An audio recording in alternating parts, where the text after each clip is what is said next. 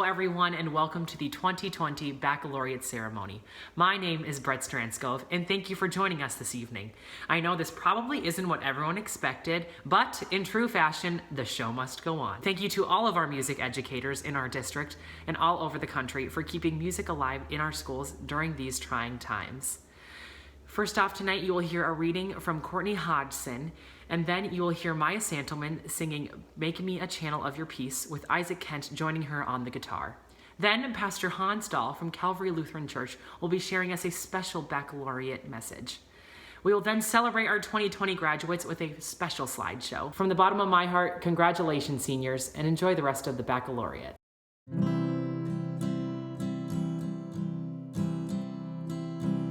Make me a channel of your peace. Where there is hatred, let me bring your love.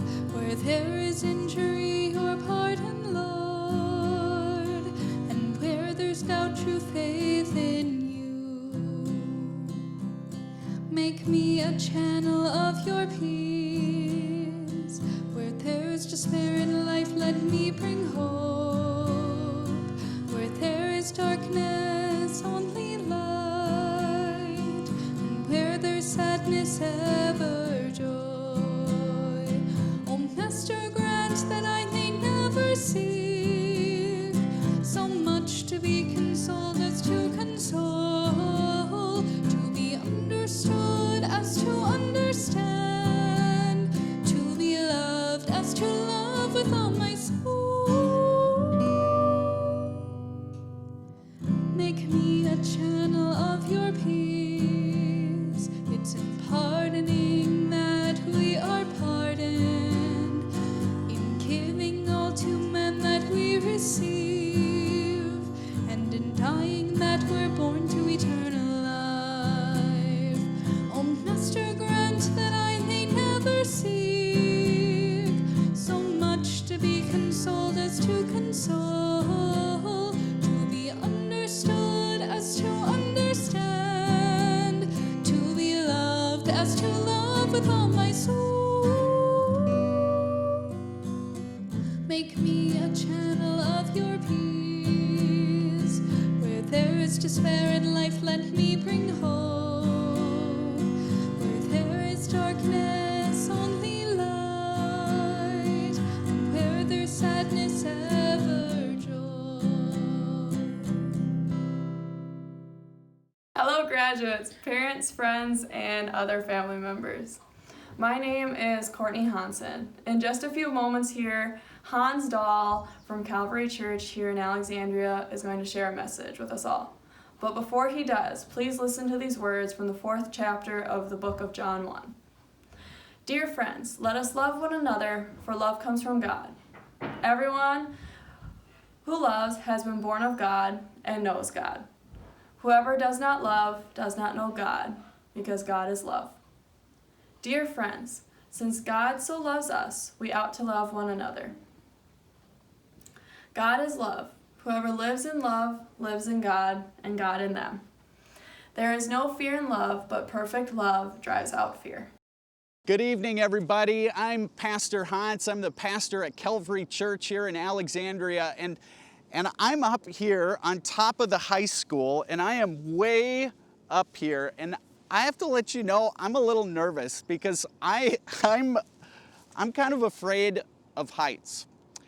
And some of you, you're really smart, so you're saying to yourself, okay, idiot, then why are you up on top of the high school? Well, I'm up here because I want to talk to you today about something I think has a hold on every single one of us. You tough guys, you try and deny it. We Midwesterners, we try and shove it down deep inside us. You see, I'm up here on top of the high school because I want to talk to you today about fear. Because here's what I believe. Fear has a hold on us in a way that it's never had a hold on us before. We live in a world that is more fearful than ever before, and here's what I believe, it's not going to go away anytime soon. And so we're going to talk today a little bit about fear. Now fear is a funny thing. A little bit of fear is actually a really good thing for us. When you were a kid, your parents, they taught you that you should have some fear of putting your hand on the burner, or playing in the street, or running around with scissors in your hand. A little bit of fear of not completing your homework or not studying for that test. It actually is a good thing. And I don't know about you, but I'm really glad I had a little bit of fear when it came to that dare a friend made to me when I was in high school. He dared me to get that tattoo. I'm really glad I had a little bit of fear. You see, a little bit of fear can be a good thing, but here's what I think. There are some really big fears in our world.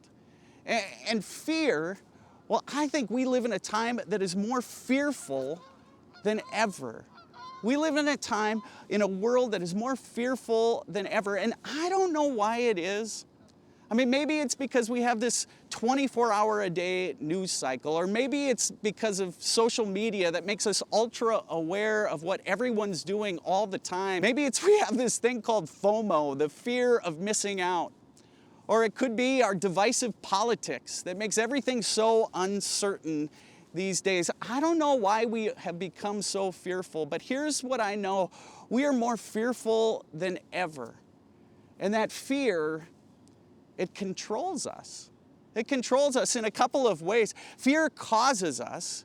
It causes us to do some things that we wouldn't otherwise do, but it also keeps us from doing some things.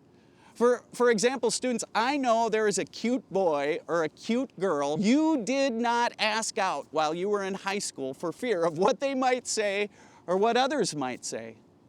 I know some of you, fear kept you from applying to a certain college. It kept you from going out for a certain sport or applying for a certain job. It kept you from going out for that musical for fear of looking like a fool. But fear also causes us to do some things we wouldn't ordinarily do. For example, parents, you know this, we are helicopter parents. Past generations, parents would laugh at us if they knew how we parented. Because here's what we do. We stick our kids in car seats and we put helmets on their head from the time they are born, well, until they're like 21 years old. Fear causes us to do some things we wouldn't ordinarily do.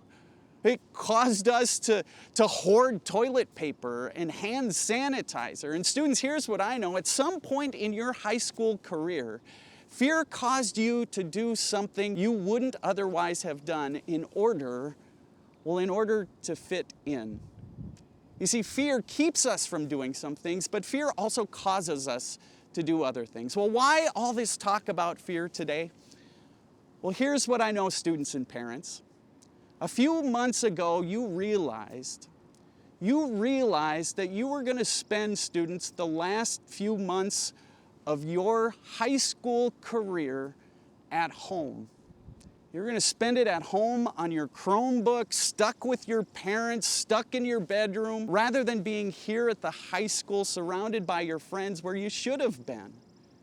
And you realized that there would be no senior prom. And you realize there would be no final basketball game. There would be no golf season, no trap shooting season. There would be no baseball season, no golf season. You realize that there would be no final spring musical, spring play, spring concert. There'd be no senior skip day, and there wouldn't be a graduation ceremony. And here's what I know. Fear started to grab a hold of you. Because that's what fear does. And fear, when it grabs a hold of you, it keeps us from doing some things. That's what this whole COVID business has done to us. But it also causes us to do some things. It gets inside us, it grabs a hold of us, and it makes us anxious. And then it makes us mad, and then it makes us cynical. And something tells me that fear has had a hold on each one of you, because I know it's had a hold on me. And so in the time we have left together today, what I want to do is I want to try and get behind that fear. I want to get under that fear, because here's what I know, that fear isn't going to go away anytime soon. And so I want to talk about fear for a minute, because I believe that behind all of our fears are two questions. The first question is why, And the second question is how. Why and how?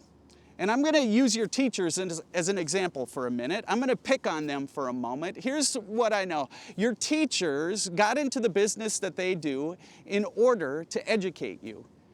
Teachers were hired to educate you, and I assume they've done a good job because you're all graduating. Why were teachers hired? Why were they hired? Well, they were hired to educate you. But here's what I know. A few months ago, how they educated you had to change. You see, they were used to being in a classroom up front, and all of a sudden, just like that, how they did it had to change. And here's what I know. When that how changed, your teachers were terrified. They were terrified, and you know what it did to them? It made them anxious. I'm sure it made some of them mad. It made them cynical. Students aren't going to show up for class online. We can't do this. Seniors, they're going to skip it all. They're not going to care. You see, that's what happens. Our why can stay the same. Why teachers were hired stayed the same, but how changed. And when our how changes, we get afraid, and it does something to us. Same thing happened to us over at the church. We exist to lead people to faith. A few months ago, all of that changed. Our how changed. We were used to people gathering at the church. And just like that, our how changed. We had to deliver content online. And I know what that did to me. When the how changed, it made me anxious. It made me mad. It made me cynical. People aren't going to show up for church online. People are going to quit giving. We're going to have to close down the church. You see, when it comes to our lives, our whys might stay the same. But when our how changes, it makes us afraid. So here's my question to you, students and parents. What's your why? I know it sounds like a weird question, but what's your why? Parents, if you're at all like me, the why behind why I do all I do for my kids is that I want them to know that they are significant, that their lives mean something. I want my son to know that he is someone of value. I want him to know that he's significant. And so prior to COVID, we parents, we tried to make sure our kids knew they were significant. How? Well, the how looked like this. We would take them to every tournament under the sun every weekend of the year. We would get them involved in as many activities as we possibly could. We'd cart them off to music lessons, to dance classes. You senior parents, you probably bought your daughter the best prom dress you could find. You planned the biggest graduation party you could possibly plan. Prior to COVID, that's how we told our kids they were significant. And here's the thing, parents, it's no wonder you're feeling a little out of sorts these days. Because the how of how you made sure your kids knew that they were significant, the tools that you use, they'd been taken away from you. The how all of a sudden is gone. And here's what I know it's done to me, and I'm guessing it's done the same to you. It's made you afraid. When our how changes, we get afraid. Students, what's your why? Why do you do all that you do? Maybe your why is similar to why I do some of the things that I do. I do what I do from day to day because I want to know that I'm significant. And maybe it's true for you as well. The reason you work so hard in school and in sports and in music and theater and whatever activities you're in is that if we're honest, we want to know that we are significant. And so how did we do that? Well, we got involved in every activity under the sun, and it's no wonder that maybe you students these days are feeling a little disoriented because the way that you found your significance was gone. It's been pulled out from under you. And so in the couple of minutes I have left, I want to wonder with you students and parents, I want to wonder, maybe it's time for a new how.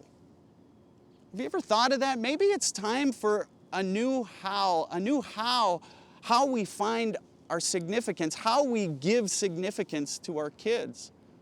Maybe it's time for a new how that's more resilient and more lasting. The author of the book of 1 John chapter 4, he writes some words that I'd like you to listen to. He writes these words, "Dear friends, let us love one another, for love comes from God. Everyone who loves has been born of God and knows God. Whoever does not love does not know God, because God is love. Dear friends, since God so loved us, we also ought to love one another. God is love. Whoever lives in love lives in God, and God in them." And listen to these words. "There is no fear in love, but perfect love drives out fear." You see, I wonder if the author of 1 John was reminding us that the way we were always supposed to find and give significance was in love. That the how that was the how before there were any other hows when it comes to significance was love. And here's what I know. Many of you are going, wow, that's kind of small. That sounds kind of trite in our high-achieving world. But what if God created us in such a way that we were always meant to find our significance, not in our GPA or our ERA or the number of followers we have on Instagram or the number of people that show up at our graduation party or who we took to prom, that our significance was never meant to be found in all those things. That rather, when God created us, God baked into us, into our DNA, this understanding that our significance, the only significance that will ever really last, is found in love. The love we share, the love that we have for one another, the love of God, knowing that we are loved, loving ourselves. You see, what if love is the secret recipe for significance? You see, I wonder, is it time for a new how? You see, the author also seems to suggest that when we know love has this way of filling us up. It fills us up in such a way that there is no space for fear, that fear doesn't even have a chance. You see, we sought out prior to this whole COVID thing. We searched for our significance in all kinds of things that we kept busy with, and none of that was wrong. But I wonder if these days we're coming to recognize that none of that was lasting, none of that was resilient. So maybe, just maybe, it's time for a new how. That the way we were always meant to find our significance is in love. Not in who we take to prom, not in what our graduation party might look like, but in the love that we share. The love we know of God, even in loving ourselves. And so, as I close today, we're going to try something. Parents, I want you to start. I want you to humor me. Parents, I want you to do something. I want you to turn to your son. I want you to turn to your daughter.